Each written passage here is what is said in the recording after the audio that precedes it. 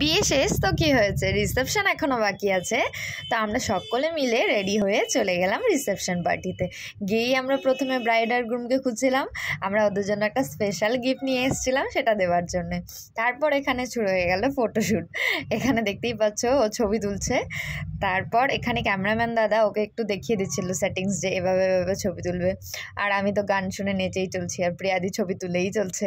তো এভাবেই আমাদের ফটোশ্যুট পর্ব চলেই যাচ্ছে। তারপর আমি এখানে সিঙ্গেল কিছু ছবি তুলে নিলাম, আমাকে বললাম যে আমাকে কিছু সিঙ্গেল ছবি তুলে দাও।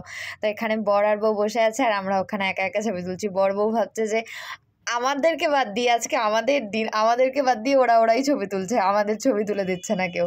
এরপর ক্যামেরাম্যান দাদাকে গিয়ে বললাম যে আমাদের দুজনের কয়েকটা ছবি তুলে দাও সুন্দর সুন্দর। তো ক্যামেরাম্যান দাদা যথারীতি আমাদের খুব সুন্দর সুন্দর ছবি তুলে দিয়েছিল। তারপর জয়ন্ত, বাপিদা, পারমিতা দিয়ে ওদের ছবি তুলছিল, যেহেতু ওদের ছবি তোলা হচ্ছিল না। এখানে আমরা সবাই মিলে গল্প করছিলাম যে নতুন বাড়ি কীরকম লাগছে। তো এখানে ক্যামেরা করছিল বলে তো আমি একটু পোজ দিচ্ছিলাম, যে ক্যামেরা করছো তো পোজ তো দিতেই হবে। তারপর আমাদের কন্যাযাত্রী পক্ষ সবাই চলে এলো, ওরা বাস এসেছিলো, আমরা আগে বাইকে করে চলে গিয়েছিলাম।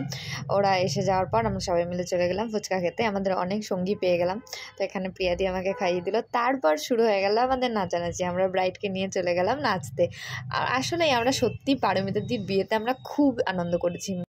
শুধু পারমিতাদির বিয়ে বললে ভুল হবে, পারমিতাদি বাপিদা দুজনের বিয়েতেই আমরা নিজের মতো করে সবাই মিলে অনেক আনন্দ করেছি। যেরকম সেজেছি, নেচেছি, খেয়েছি, ছবি তুলেছি, অনেক অনেক মনের মতো করে আনন্দ করেছি। মানে যেভাবে আমরা প্ল্যান করে রেখেছিলাম সেভাবেই আনন্দ করেছি। তারপর আমরা চলে গেলাম খেতে, নাচানাচি করে। ওর এখানে পায়ে নতুন জুতো পরে পায়ে ফসকা পড়ে গেছিলো, ব্যথা করছিল, ওটাই দেখাচ্ছিলো। এভাবে দেখো আমার অবস্থা নাচানাচি করে। তারপর শুরু হয়ে গেল আমাদের খাওয়া দাওয়া। আমরা সকলে মিলে 6 জন মিলে একসাথেই বসেছিলাম। হ্যাঁ, একটা টেবিলে 4 জন হয়, কিন্তু আমরা 6 জন মানুষ, তো আমরা একসাথেই বসবো। এখানে প্রিয়াদি পোজ দিচ্ছিল যে চিংড়ি মালাইকারি খাচ্ছি, তুই একটা ছবি তুলে নে। তারপর এখানে আমরা সবাই মিলে পান খেয়ে নিলাম। তারপর চলে এলো সেই মুহূর্ত যখন আমরা চলে আসবো। তো পারমিতাদির ওখানে গেলাম ওর সাথে কিছুক্ষণ কথা বলতে। ওকে বলে দিলাম যে দেখ আমরা চলে যাচ্ছি, তুমি ভালোভাবে থেকো। এরপর আমাদের সোয়েটার টোয়েটার পরে, যেহেতু রাত্রিবেলা আমরা এখান থেকে বাইকে আসবো, তো প্রচুর ঠান্ডা লাগবে, তো সবাই আমরা সোয়েটার নিয়ে গিয়েছিলাম। তো সবাই মিলে সোয়েটার পরে আবার পারমিতাদির সাথে দেখা করে ওকে টাটা করে, এখানে বাপিদার সাথে ওরা ছেলেরা সবাই টাটা করছিল, আমাদের বলছিল তোমরা আগাও, আমি বাপিদার সাথে টাটা করে আসছি।